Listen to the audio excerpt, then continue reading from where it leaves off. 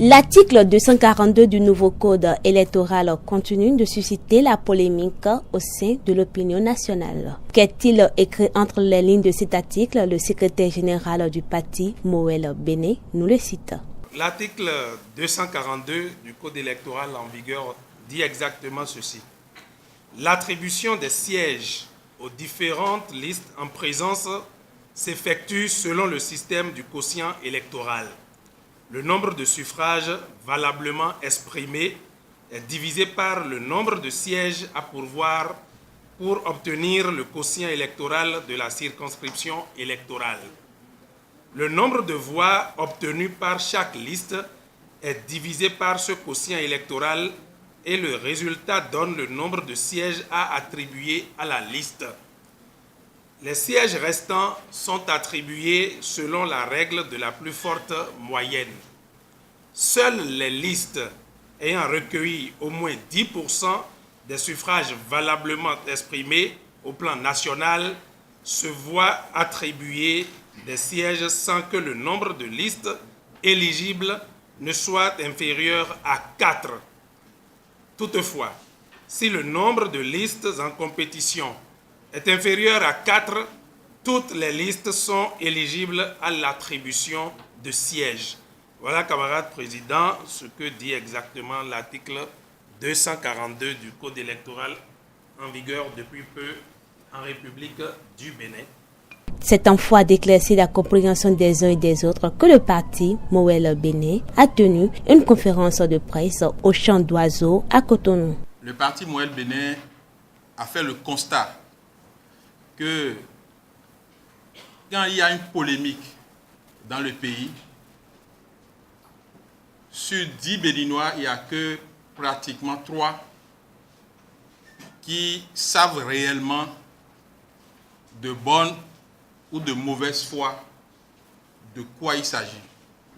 Mais souvent de mauvaise foi, surtout sur le terrain politique, qui est un terrain par excellence de manipulation de l'opinion à des fins inavouées.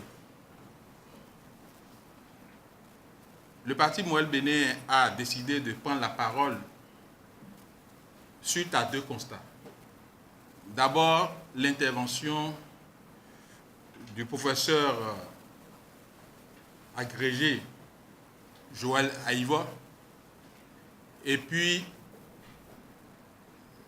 celle d'un journaliste que je ne vais pas nommer. Je peux dire que l'un s'est retrouvé à son corps défendant dans le camp des suivistes sans vraiment s'en rendre compte. Mais le premier, nous avons la conviction qu'il est dans la manipulation. Parce que il est un professeur agrégé. Et si quelqu'un doit expliquer le contenu de l'article 242, je crois qu'il doit être le mieux placé pour le faire. Ayant pris la posture de dire que cet article est incompréhensible, nous estimons qu'il est dans la manipulation. Parce que l'article 242 est un article, du point de vue du parti Moël Béné, est un article clair comme l'eau de roche. On peut ne pas être d'accord avec l'article. Et peut-être si on veut inventorier les Béninois ou les chapelles béninoises qui ne sont pas d'accord avec l'article 242, peut-être que le parti Moël Béné pourrait s'y retrouver. Peut-être, je dis, je ne l'affirme pas. Mais dire que cet article n'est pas compréhensible, ça relève de la manipulation.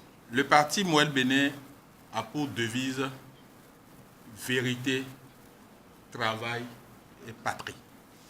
Donc, en toute chose, au niveau du parti, il y a la vérité. Alors, que doit-on comprendre de cet article-là? Je dis bien que doit-on comprendre et non que peut-on comprendre. Parce que cet article, il est clair. D'abord, il n'y a aucun membre de Moël Bénin qui soit député à l'Assemblée nationale. Nous sommes des Béninois, des citoyens. Il y a une loi qui est là avec des critères. On dit, première partie de l'article, comment gagne-t-on un siège de député? Et là, ça n'a pas changé par rapport à l'ancien code. Mais le nouveau code a fait des restrictions pour dire, en plus de ce qui était en vigueur avant, il y a la condition des 10%. Donc, tous les partis en liste doivent d'abord, dans un premier temps, rechercher à avoir une couverture nationale et essayer autant que possible d'avoir 10% du suffrage national. À défaut d'avoir ces 10%-là, quelle que soit votre performance dans une circonscription donnée, même si vous avez 100% d'une circonscription donnée et vous devez rafler tous les sièges de cette circonscription-là, si vous n'avez pas 10% sur le plan national, vous n'aurez pas droit à la répartition des sièges.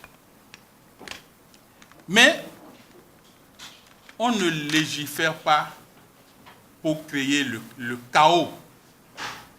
On ne légifère pas pour créer le chaos. C'est pourquoi le législateur a poursuivi, sachant que il est possible qu'à une élection, qu'aucune liste n'ait 10%. Le législateur a poursuivi pour dire, dans ces cas-là, il faut quand même racheter du premier au quatrième. On peut être d'accord ou ne pas être d'accord, mais c'est ce que nos députés ont décidé.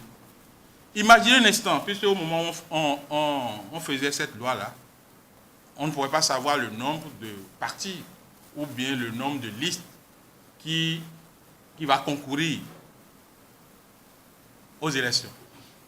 Supposons par exemple, je donne un exemple, qu'il y a eu 15 listes en compétition et que le suffrage se déroule de façon à avoir une répartition presque équitable des électeurs.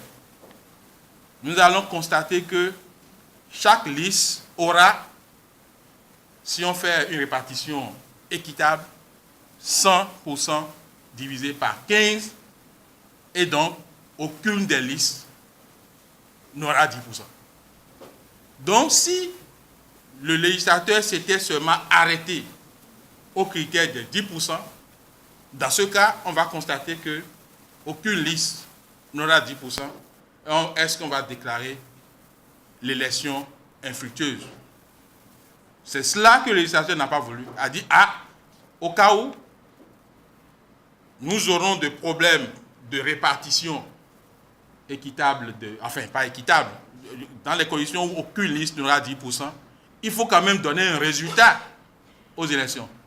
On a dit donc, on va racheter du premier au quatrième. Donc, qu'est-ce qui n'est pas compréhensible dans cet article-là? Rien du tout. Celui qui dit que ce n'est pas clair, en voulant dire qu'il n'est pas d'accord, il faut qu'il explique au peuple que c'est sa position qu'il est en train de donner par rapport à l'article et non la clarté de cet article-là. Pour rappel, le nouveau code électoral a été adopté le 3 septembre 2018 par la 7e législature.